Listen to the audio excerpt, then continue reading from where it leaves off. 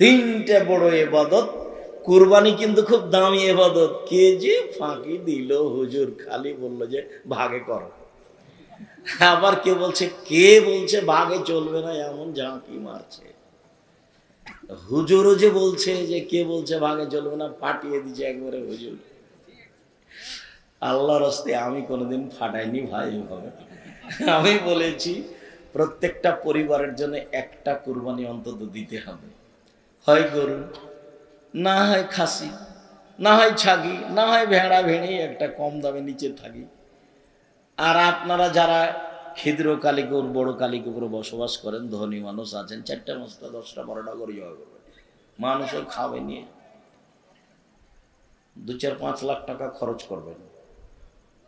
টাকা রেখে গিয়ে কি করবেন? ছেলে মেয়ে খালি ভাগ করে নেবে, মারামারি করে, প্রয়োজনে মামলা করে। তো গাইবান্ধা রংপুরে বাড়ি, তো বোনের আগে ভাগ দেয়নি, তখন মামলা করে দিয়েছে। তো কাঠগড়াতে বোন একদিকে আছে, ভাই একদিকে আছে। কি ব্যাপার, আমরা তো বাপের জমি ভাগ পাইনি, তখন মামলা করেছে। তো এটা হলো সম্পদের ফলাফল। কুরবানি করে টাকা কমিয়ে দেন, 4টা 5টা 10টা 12টা কুরবানি দেন, ভাগের পথেই যায়েন না। কার হালাল কার হারাম কেন ওগুলো করতে যাবে? যতই জোরে বলুক হুজুর, হুজুরের কণ্ঠের চোটে ভেসে যাবেন না। কুরবানি খুব দামি ইবাদত। কুরবানি আল্লাহর কাছে খুব সন্তুষ্টপূর্ণ ইবাদত। আমরা গোশত খেতে পাই, এটা আল্লাহর একটা দয়া। আমরা গোশত খেতে পাই, এটা কি? আল্লাহর দয়া। আগে কুরবানির পশু কি হতো? জ্বলে যেত। তো আল্লাহ দয়া করে ওটা আটকে দিয়ে আমাদের খাওয়ার জন্য দিয়ে দিয়েছে। এটা মূল ব্যাপার নয়। আমরা আল্লাহকে সন্তুষ্ট করার জন্য কুরবানি দিলাম, এইটা হলো মূল ব্যাপার। আচ্ছা, ফিরে যাই। আরাফার সিয়ামের কারণে কথাটা এসেছিল। আরাফার সিয়াম একদিন খুব দামি। এরপরে যায় প্রত্যেক মাসে 3 দিন। প্রত্যেক মাসে 3 দিন সিয়াম থাকলে সারা বছরের সিয়াম হবে বলে রাসূল সাল্লাল্লাহু আলাইহি ওয়াসাল্লাম বলেছেন, একাধিক সহিহ হাদিস। সারা বছর সিয়াম পালনের 2টা পদ্ধতি। এক, রমজান এবং প্রত্যেক মাসে 3টে। রমজান এবং প্রত্যেক মাসে 3টে, তাহলে কি হবে? সারা বছরের সিয়াম পালনের নেকি হবে। আর একটা পদ্ধতি, এটা সহজ। আগে যেটা বললাম সেটা একটু ভারী, এখন যেটা বলছি সেটা সহজ। কি? মান সামা রমাদানা সুমাতবাহু সিত্তান মিন শাওয়াল কানা কা সিয়ামিদ দাহরে। কেউ যদি রমজানের সিয়াম থাকে আর শাওয়ালের 6টা থাকে, তাহলে সে সারা বছরের সিয়াম থাকলো। এই 6টা শুরু করতেন জুমার দিন থেকে, রমজানের সাথে লাগিয়ে দিয়েছে। কে নাকি ফতোয়া দিয়েছে একটা একটা করে ছেড়া ছেড়া করতে হবে। ওরা নগদ মিথ্যা কথা। ধারাবাহিক করুক, নাই ছেড়ে ছেড়ে করুক। আবার কেউ বলছে যে যেসব মহিলার হাইজ হয়েছে, হাইজের কারণে রমজানের যেগুলো ছুটে গেছে সেগুলো আগে করতে হবে। আরে আল্লাহর নবী বলছেন হাইজের কারণে যেগুলো ছুটে গেছে সেগুলো আর জীবনে যেদিন পারবে সেদিন করবে। 6 মাস পরে করুক, না হলে 6 বছর পরে করুক, মরে গেলে আল্লাহ মাফ করে দেবেন। তো সেইটা আবার ওই হাইজের মধ্যে এসে সওয়াল ঢোকালেন কেন হুড়াহুড়ি করে? পৃথিবীর সব মুসলিম পুরুষ নারী আল্লাহকে সন্তুষ্ট করার আশায় সবচেয়ে দামি ইবাদত, যার বিনিময় জান্নাত, রমজানের পরই 6টা। হাসিও হবে না, চলিও হবে না, সহজেই করতে পারবেন। সাহারি খান, খাওয়া ভালো, সাহারি না খেলে হবে। আমি তো ছাত্র জীবনে যখন একদিন সিয়াম থাকতাম, একদিন এমনি থাকতাম, তো একদিনও সাহারি খাইনি। খাওয়া ভালো, কিন্তু সাহারির ব্যবস্থায় তো নাই। আর ওই অভ্যাসটা থাকার কারণে এখনো অত ওই সাহারির পরে হিসাব করা যায় না। বাস সিয়াম থাকার যেদিন সেদিন থাকলাম, আল্লাহ ভরসা। তো বলছিলাম, এবাদতের জগতে সবচেয়ে দামি এবাদত সিয়াম, যার সমপর্যায়ের পৃথিবীতে কোনো এবাদত নেই। মর্মে সারা বছর সিয়াম পালনের দুইটা পদ্ধতি বললাম, একটা একটু ভারী আর একটা একেবারেই সহজ। বলেন তো একটু ভারী কোনটা? প্রতি মাসে 3টা আর রমজান, এ হলো সারা বছর। আর একেবারেই সহজ কোনটা? রমজান আর সওয়ালের 6টা। আপনাকে আমি অনুরোধ জানাচ্ছি, উপস্থিত বৈঠকের মুসলিম বোন, সারাদিন থেকে ঢং ঢং করে ল্যাংটা হয়ে ঘুরে বেড়াচ্ছ, এখনো ঘুরে বেড়াচ্ছ কেন? শরম হয় না তোমার? আপনাদের এদিকে নওগাঁয়, কালী, এইসব জায়গাতে জোহর থেকে বেটি ছেলেগুলো ঘুরে বেড়াচ্ছে কেন? আপনি ওর বাপ নন? আপনাকে খারাপ লাগে না কেন? এটা আপনার একটা অযোগ্যতা। আপনি বাপের একটা ক্ষমতা দেখাবেন, মেয়ে তো আপনার, জবাব তো আপনাকে দিতে হবে। এটা আপনি বুঝতে চাচ্ছেন না কেন? খালি শুনেই থেকে যাচ্ছেন কেন? কতদিন আপনাকে বললাম যে 3 শ্রেণীর মানুষ জান্নাতে যাবে না, তার মধ্যে আপনি একজন, যে হলো দায়ুস। বেটি তো আপনার, জবাব আপনাকে দিতে হবে। মেয়ে আপনার, জবাব আপনাকে দিতে হবে। মেয়ে আমার, জবাব আমাকে দিতে হবে। 3 শ্রেণীর মানুষ জান্নাতে যাবে না, তার মধ্যে আপনার মেয়ে 1 নম্বরে, তার মধ্যে 2 নম্বরে আপনি, 3 নম্বরে যারা নিয়মিত বিড়ি, তামাক, জর্দা, সিগারেট, গুল খায় তারা। 1978 সালে, 1976 সাল থেকে 82 সাল পর্যন্ত নাচল মাদ্রাসার হেড শিক্ষকের আমি খাওয়ার নিয়ে গেছি প্রতিদিন দুপুরে। তাহলে 76 থেকে 82 কতদিন হয়? প্রায় 8 বছর। আমি কোনোদিন দুপুরে খাওয়ার নিয়ে যাও মিস করিনি। তো কোনো একদিন ট্রেন স্টেশন, নাচল ট্রেন স্টেশনের উপর দিয়ে যেতে হতো। তো ওরা যারা পরিচিত হয়ে গেছে একটা পান দিয়েছে, তো পানটা মুখে দিয়ে প্রতিষ্ঠানের ভিতরে ঢুকেছি। আমার মুখের উপরে পড়েছেন মৌলানা সিস মোহাম্মদ, যার খাওয়ার নিয়ে যেতাম। দেখে বলছো, আমি তো মনে করছি তোর বাড়ি দেবে না করে পড়াশোনা করবি, তুই পান খাচ্ছিস, পান খাই বেড়াস। চাঁপাই নবাবগঞ্জের মানুষ তো, বলছে পান খাই বেড়াস। তোর এটা উনি খারাপ মনে করলেন। তা আমি 76 সাল থেকে 78 সাল থেকে নিয়ে এখন পর্যন্ত কোনো পান মুখে দিইনি। পান হালাল হারাম পরে, ওকে আমি ঘৃণা করি। 3 শ্রেণীর মানুষ জান্নাতে যাবে না, তার মধ্যে 1 শ্রেণীর যারা বিড়ি, তামাক, জর্দা, সিগারেট, গুল, নেশাদার দ্রব্য সাদা নিয়মিত খায়, পান করে তারা। তো 3 শ্রেণীর মানুষের মধ্যে আপনি পড়লেন 2 দিক দিয়ে, বিড়ি তামাকের দিক দিয়ে 1 আর বেটির দিক দিয়ে 2। মেয়ে তো আপনার, ঘুরে বেড়াচ্ছে। এই বোকাম, এই শরম করো না কেন? লজ্জা হয় না কেন? তোমার শরম হয় না কেন? ক্লাস 10-এ পড়ো তুমি, 2 বছর থেকে তোমার হায়েজ হয়, তোমার মা জানে, তুমি জানো। 4 বছর থেকে তোমার লজ্জা হয় না কেন? তুমি তো একটা বড় মেয়ে, বিবাহ দিলে তোমার একটা বাচ্চা হতো, 2টা বাচ্চা হতো। তুমি একটু শরম করো না কেন? তুমি নিজে পাপী, আর একজনকে পাপী করে খামাখা জাতিকে ধ্বংস করছো কেন? এই শরম হয় না তোমার? হায়া হয় না তোমার? লজ্জা হয় না তোমার? একটু ইতস্তবোধ করো না কেন? তোমার বাপের বাড়ি ঘর নেই, জায়গা নেই? তোমার বাপের বাড়ি আছে, ঘর আছে, টিউবওয়েল আছে, পেশাবখানা আছে, পায়খানা আছে, সব কিছু আছে। মানুষের মতো হয়ে থাকো, পশু প্রাণীর মতো হয়ে আছো কেন? গরু ছাগলের মতো হয়ে আছো কেন? বুঝেও বুঝে না ওরা, অন্তর আছে বুঝে না, দেখেও দেখে না ওরা, চক্ষু আছে দেখে না, শোনেও শোনে না ওরা, কান আছে শোনে না।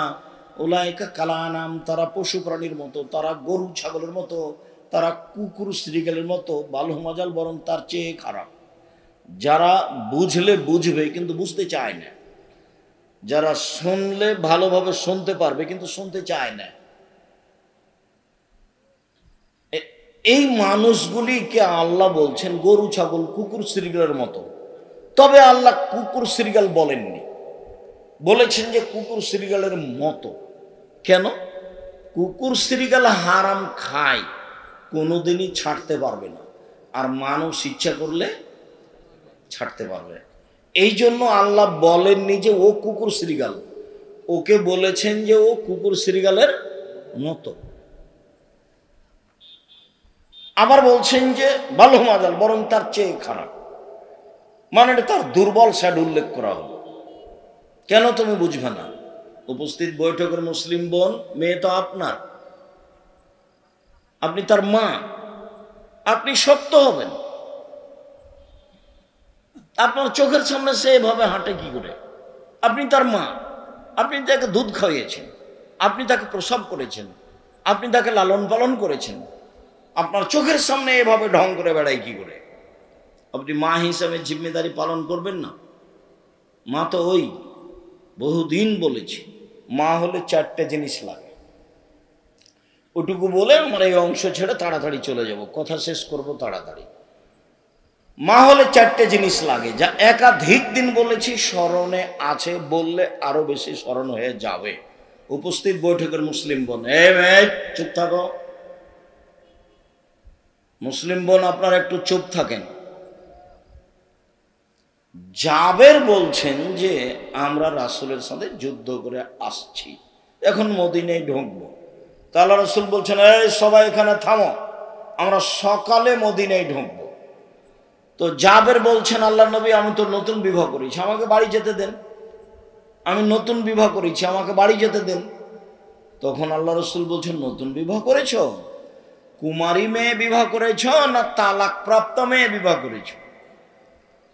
তা আল্লাহর নবী আমি তালাক প্রাপ্ত মেয়ে বিবাহ করেছি। কেন কুমারী মেয়ে বিবাহ করলে না? কেন অবিবাহিতা মেয়ে কেন বিবাহ করলে না? তুমি তার সাথে খেলতে, তোমার সাথে খেলতো। আল্লাহ রাসূল এগুলো বললেন। তখন জাবের বলছেন, আল্লাহর নবী শোনেন, আমার আব্বা উহুদের যুদ্ধে শহীদ হয়েছেন 9 জন মেয়ে রেখে। আমার 9 জন বোন আছে।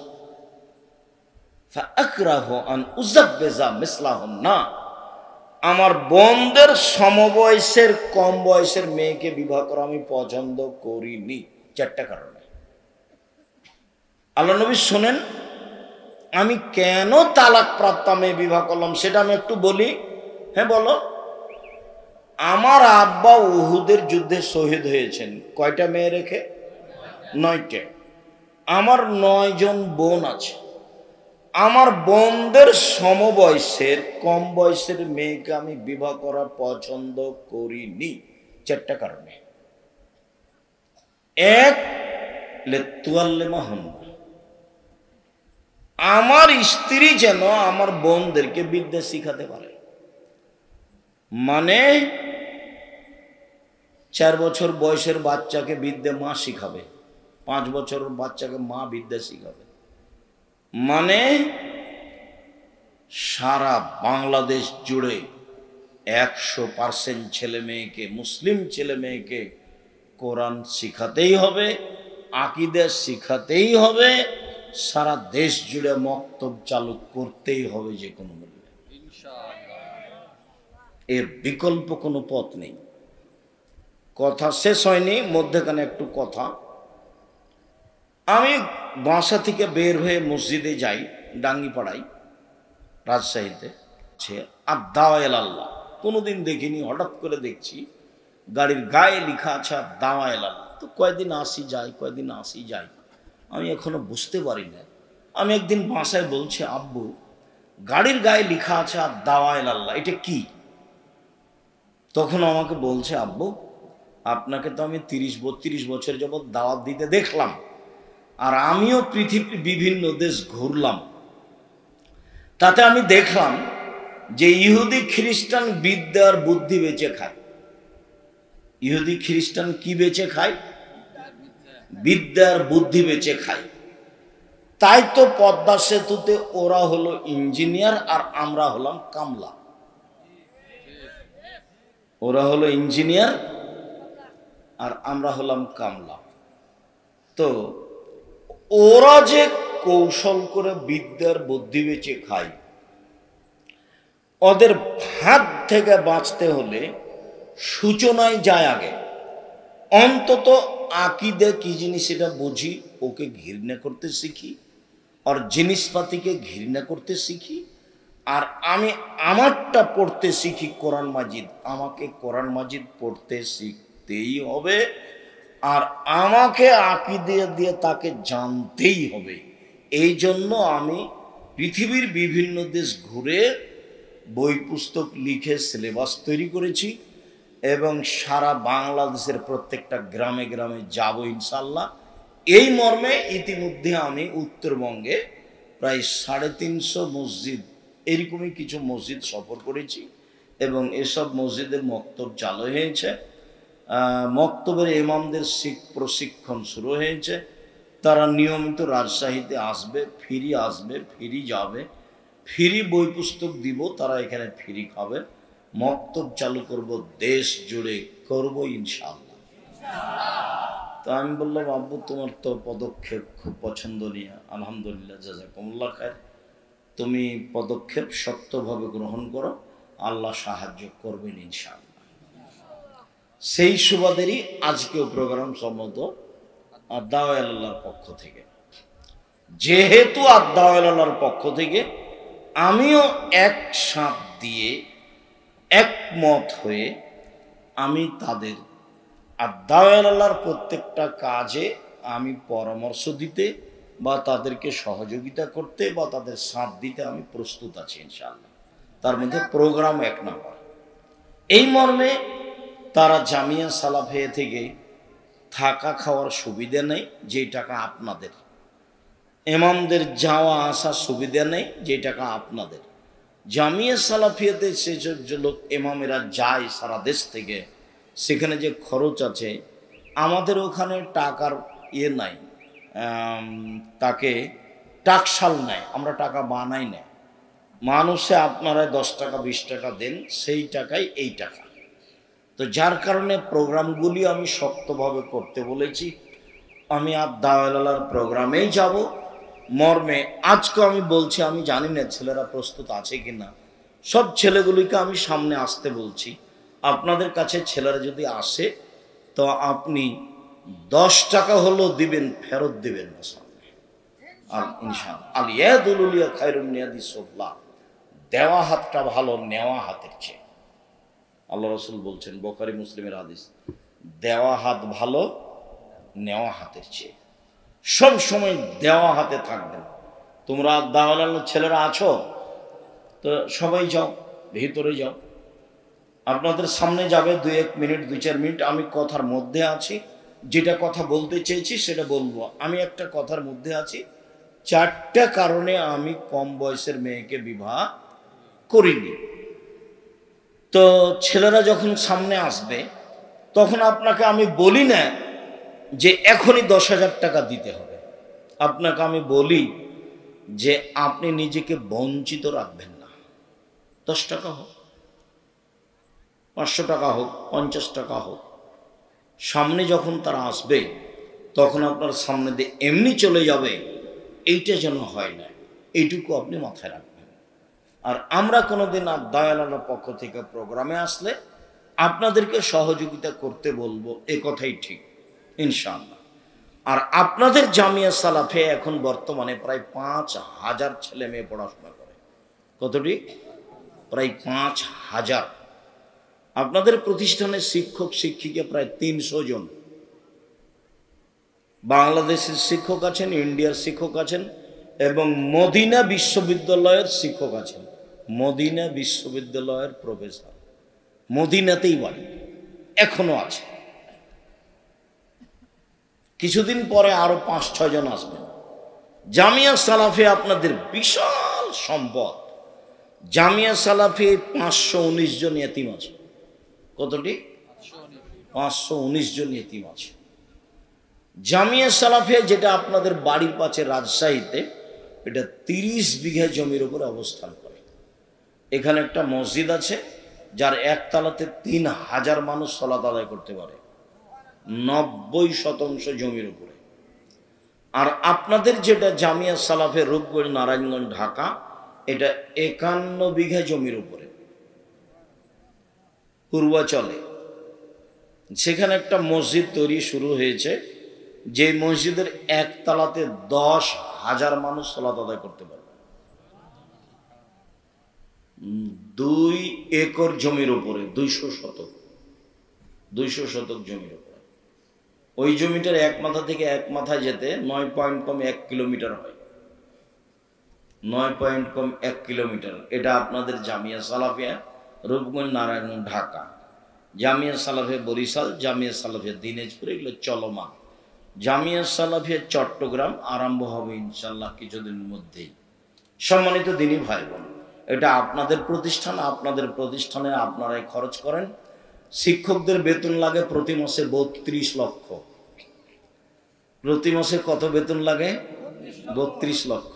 রমজানে লাগে 48 লক্ষ, আর কুরবানিতে লাগে 48 লক্ষ। কিভাবে হয় তা আমি বলতে পারবো না, তবে আমি দেখতে পাচ্ছি যে হচ্ছে। আমার মনে বড় সাধ, এ দেশের মাটিতে আমি উন্নত মানের প্রতিষ্ঠান গড়বই গড়ব ইনশাল্লাহ। যেখানে ছেলে মেয়ে বাংলা, ইংরেজি, আরবি উন্নত মানের শিক্ষা অর্জন করে জাতির অন্যায়ের বিরুদ্ধে লড়বে, মুখে কলমে মিডিয়ায় লড়বে ইনশাল্লাহ। দেশের সর্ববৃহৎ প্রতিষ্ঠান জামিয়া সালাফিয়া, বাংলা, ইংরেজি, আরবি উন্নত মানের শিক্ষা অর্জনে ব্যতিক্রম প্রতিষ্ঠান জামিয়া সালাফিয়া, শিরক মুক্ত প্রতিষ্ঠান জামিয়া সালাফিয়া, বিদাত মুক্ত প্রতিষ্ঠান জামিয়া সালাফিয়া, হিংসা মুক্ত প্রতিষ্ঠান জামিয়া সালাফিয়া, দল মুক্ত প্রতিষ্ঠান জামিয়া সালাফিয়া, সংগঠন মুক্ত প্রতিষ্ঠান জামিয়া সালাফিয়া, দেশের অমূল্য সম্পদ শিক্ষামানের সর্বোচ্চ প্রতিষ্ঠান জামিয়া সালাফিয়া। জীবন বাজে রেখে লড়ে যাচ্ছি এই দেশের মাটিতে উন্নত মানের প্রতিষ্ঠান গর্বই গর্ব ইনশাআল্লাহ। যেখানে ছেলে মেয়ে বাংলা, ইংরেজি, আরবি উন্নত মানের শিক্ষা অর্জন করে জাতির অন্যায়ের বিরুদ্ধে লড়বে, মুখে কলমে মিডিয়ায় লড়বে। হাজারো ছেলে মেয়ে আপনার সামনে উপহার দেব ইনশাআল্লাহ, শুধু দুই একজন নয়। মেয়েরা বোখারি পড়াতে পারবে, এ মেয়ে আপনার বাড়িতে গড়ে উঠবে ইনশাআল্লাহ।